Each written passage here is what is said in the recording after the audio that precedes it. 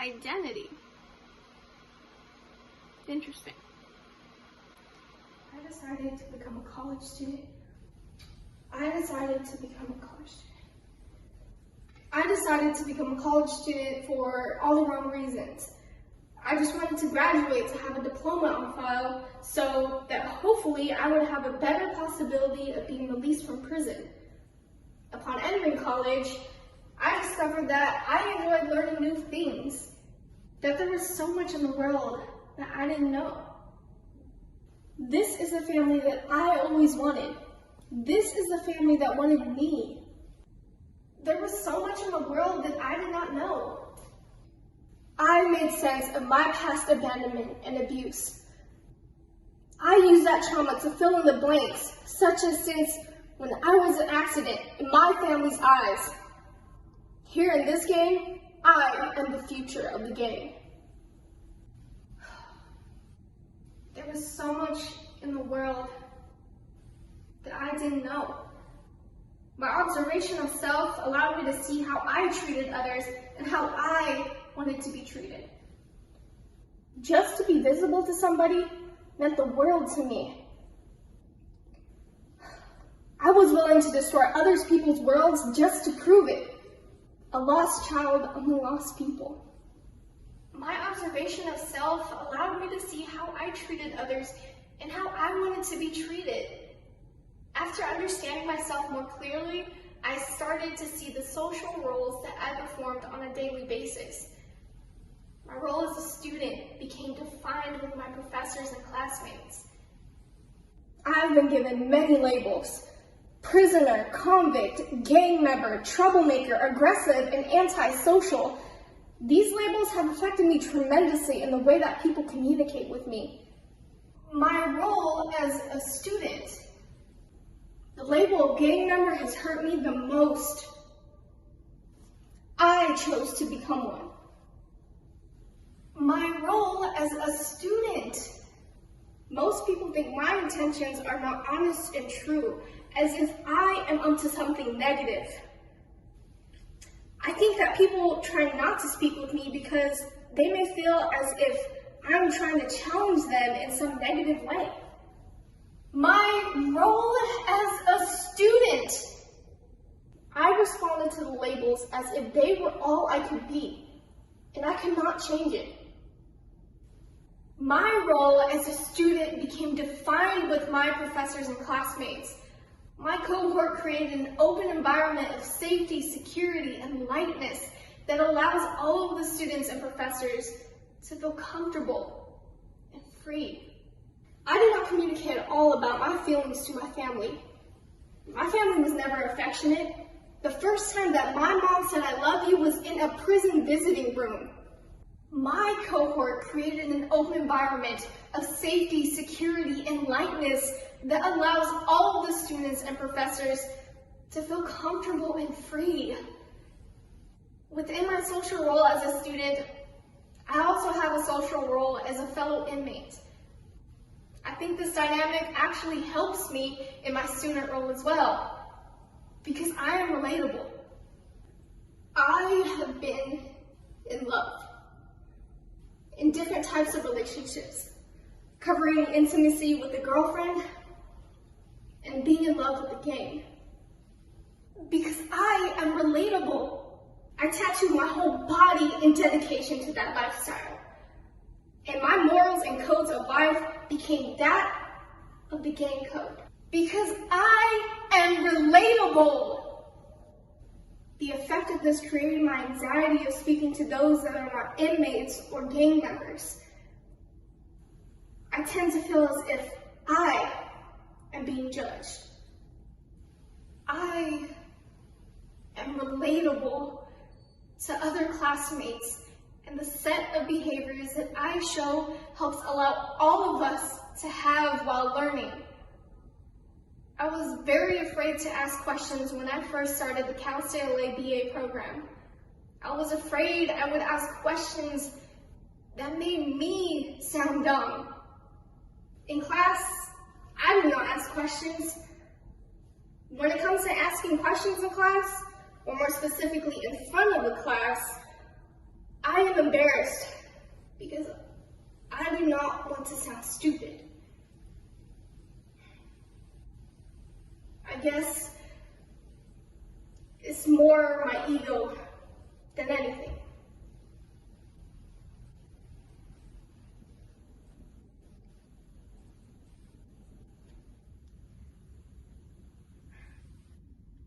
I have now discovered, as a college student, that I am smart, innovative, and disciplined. And I am a unique thinker.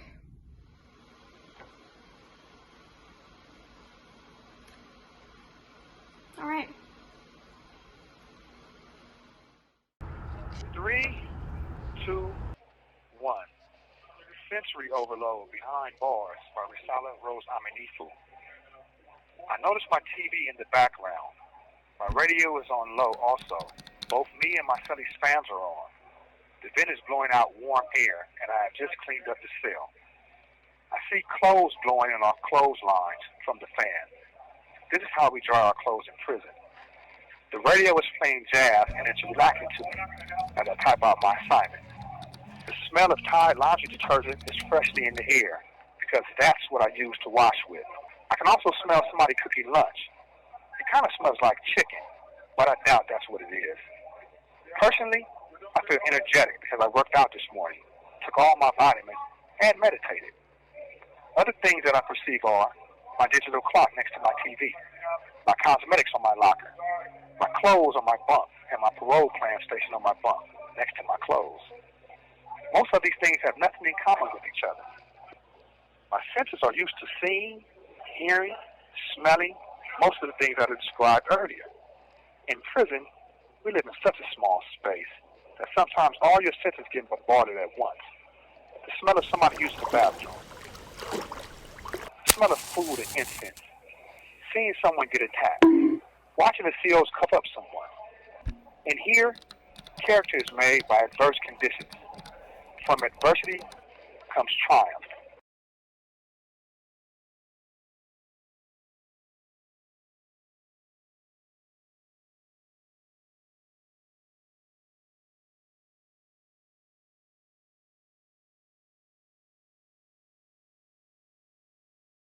This is A Grateful Complaint by Gerald A. Walton.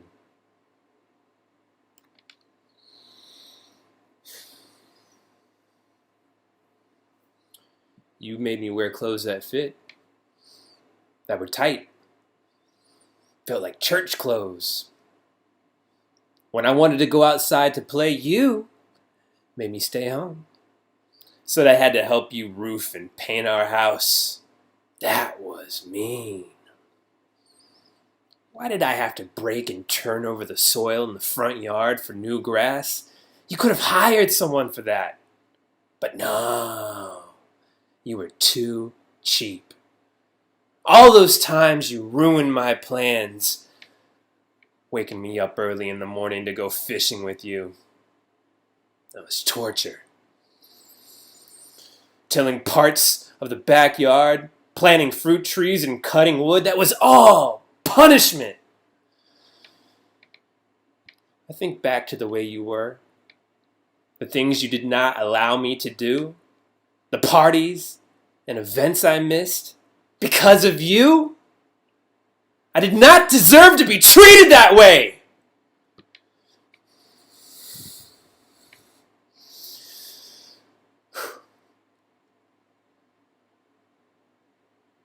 The juvenile in me gets angry.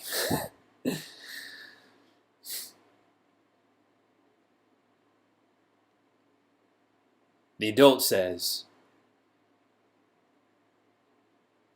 thanks. In 1987, I was arrested and charged with murder. Later, I was sentenced into prison for a term of life without the possibility of parole. In the subsequent 32 years of imprisonment in the California Department of Correction, I have observed many inmates come into prison systems and eventually parole after 10, 20, or even 30 years. In all of my years of incarceration, I've often wondered how and why an individual would change from someone raised with impartiality, only to then turn on a dime and gravitate toward hate. Over the years, I have been surprised by this change and have witnessed the transformation of young white men into monsters. In 2019 in Charlotte, North Carolina, I watched on television as white men, young and old, and to my surprise, some women, marching and chanting, "Jews will not replace us." It was later revealed that a white supremacist group traveled from California to North Carolina to start what they hoped would begin a race war. Almost all of these men were later identified and arrested. Some of them served time in the California state prison system. I question why these changes are taking place in our society and what triggers them. However, as I pondered the mentality of these men, I have questions. How can someone make this dramatic change from a person who may have made one mistake in life into a person who would assimilate into a lifestyle full of hate and racist overtones, despite this individual's upbringings and values taught to him as a young man? As an African American serving time in prison, I have been on the front lines of incarceration. I have observed firsthand the subculture of ethnocentrism, negative stereotyping, and the long history of racial violence behind bars. I want to understand how, why, and when this hate developed in these young men. This subculture uses violence to push some to make decisions from a place of fear. New young prisoners placed in this situation often turn away from societal norms to embrace hate as a method of surviving in prison.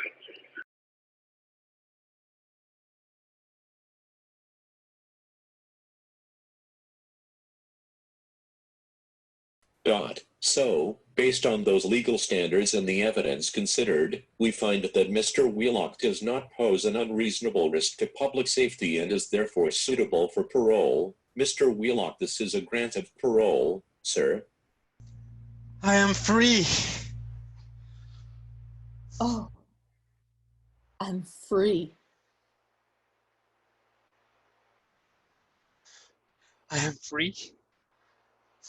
No more chains. No more hate-filled environments. No more stress. No more fear. No more confinement.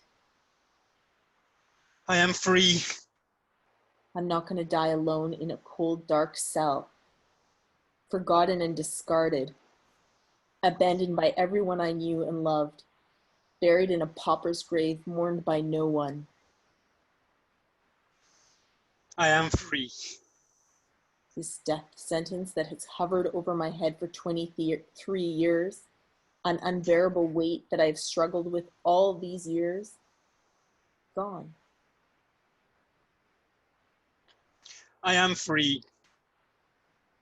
But I am alone. So very alone. Unwanted by family and friends. No one will be there when I get out. My future uncertain. Overcome with doubt. I am free. Clouds of depression threaten all. But the truth erupts and pushes away those dark, disruptive, insecure clouds. I have friends, professors, and dog trainers on my side, cheering for me every step of the way. I am free. But I'm leaving behind so many people, good and decent people that deserve a second chance. Guilt, so much guilt.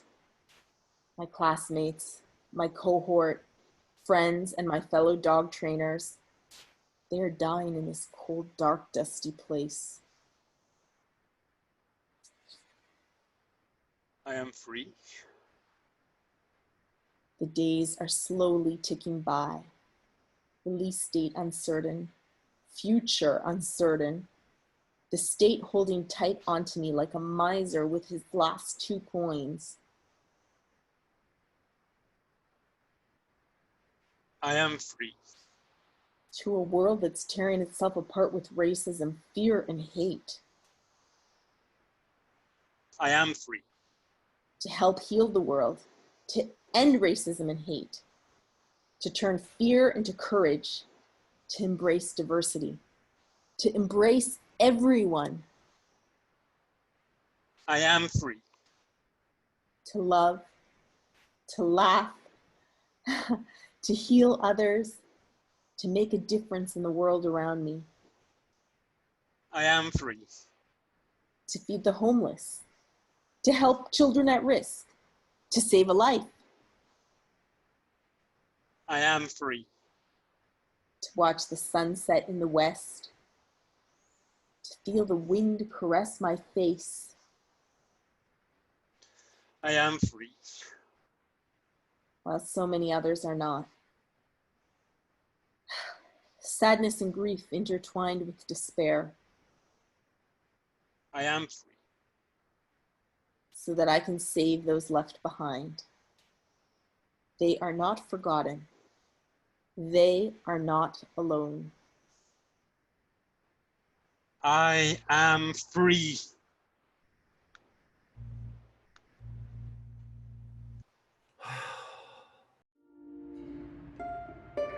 From letters to visits in prison, a past relationship becomes present again, by Tyson Nguyen. In the winter of 2016, I was surprised by a letter that I received from a person that I have not heard from in 8 years. We used to be an item when we were 14 years old, and when we broke up, we remained good friends. After receiving her initial letter, it was not long until we started to feel those old familiar feelings of love we once shared for one another. The friendship that we maintained so long ago after our breakup was blossoming into a new love. The correspondence that we frequently shared through letter writing was a big factor that contributed to the change in our relationship. I discovered so much about her and craved to know more. Every letter she wrote me gave me better insight to who she was as a woman. There's something to be said about the intimacy of letter writing. It allows us all to shed our armor and present our true self. And with her, I love discovering who she truly was. Another event, or contributing factor if you will, that helped elevate our relationship was our phone calls. Speaking to a person on the phone is a very big deal for an incarcerated person. I appreciate that event so much more now because it has been so limited to me throughout my incarceration. For incarcerated people, we are limited to phone calls that last for 15-minute intervals. In order to use the phone, we must sign up for a specific time, and depending on whether you have a prison job assignment or not, you are either allowed to use the phone once a day or once a month. For the first 4 years of my sentence, I did not have a prison job assignment, so I was restricted to only one phone call a month. That is why I'm so appreciative of my 15-minute phone calls now. The previous contributing factor to deepen and strengthen our relationship is our visitation. Receiving visits from her adds a level of realness that only an intimate physical touch can qualify. Hugging her, kissing her, and holding her hand feels like reading 1,000 of her letters and talking 1,000 minutes on the phone with her, all together. Needless to say, I am quite enamored by her. I look forward to many more events that will allow our relationship to grow and strengthen. And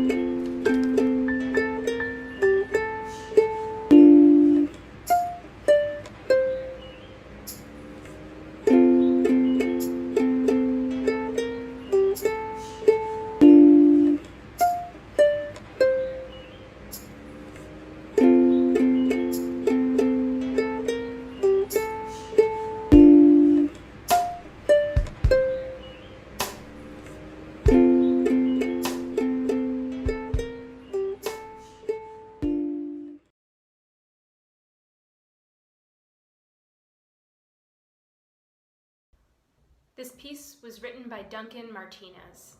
Get off my neck! What right do you have to dominate me? Why do I need to listen to you? Because you were a badge? What does that even mean?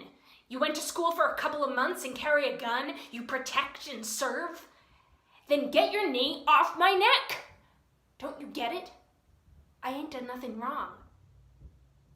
Get your knee off my neck, please. I just want to live here to be the best I can be.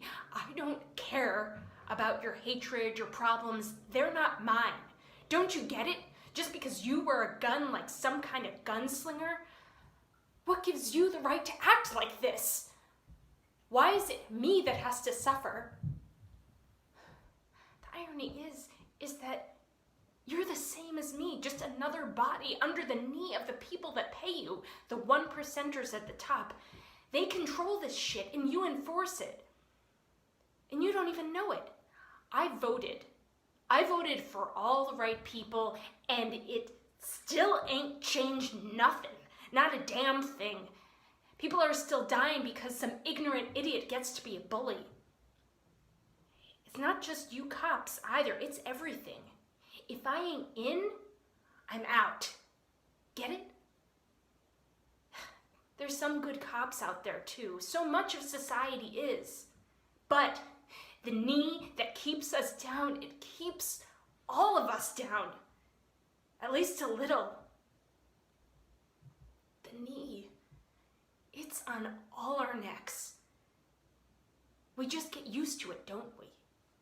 We go on and on, just losing and stop caring. So easy, the fire just goes out. The knee gets heavier and eats into you, becomes a part of who you are. Day in, day out, that fucking knee.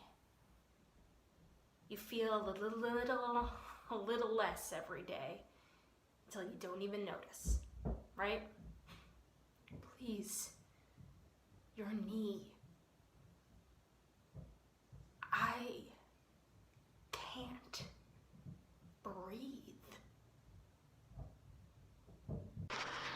Okay, Okay, start now. my name is Jeff Ayers. I believe my self-esteem is, for all purposes, average but healthy. It took me the majority of my life to arrive at that point. I was bullied in school from the age of 6 up until I dropped out of high school at the age of 17, although the physical and verbal cruelty had continued until I was 20. Being the unwilling recipient of so much unwanted negative attention made me believe there was really something wrong with me, because why would they beat me up and call me names if there wasn't? None of the normal or popular kids were ever picked on, so obviously I was the misfit, the mutant, who deserved the abuse I endured. At one point, it was so bad that if a day went by without me getting beat up, spit on, called names, shoved, my glasses taken, punched, kicked, or anything else, I felt particularly low because I thought I wasn't even worth the trouble of bullying anymore. Needless to say, my self-esteem wasn't the greatest.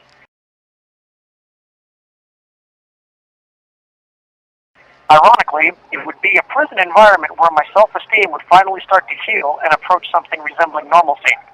Ironic because in the violent atmosphere of prison, for the first time in my life, nobody wanted to pick on me. Without the constant abuse, I was able to shed much of my negative beliefs about myself and grow into a person with, if not high self-esteem, then at least a person with healthy self-esteem. While it may fluctuate depending on the circumstances, I'd rather have my self-esteem be healthy rather than fixed and poor as it was for the first part of my life.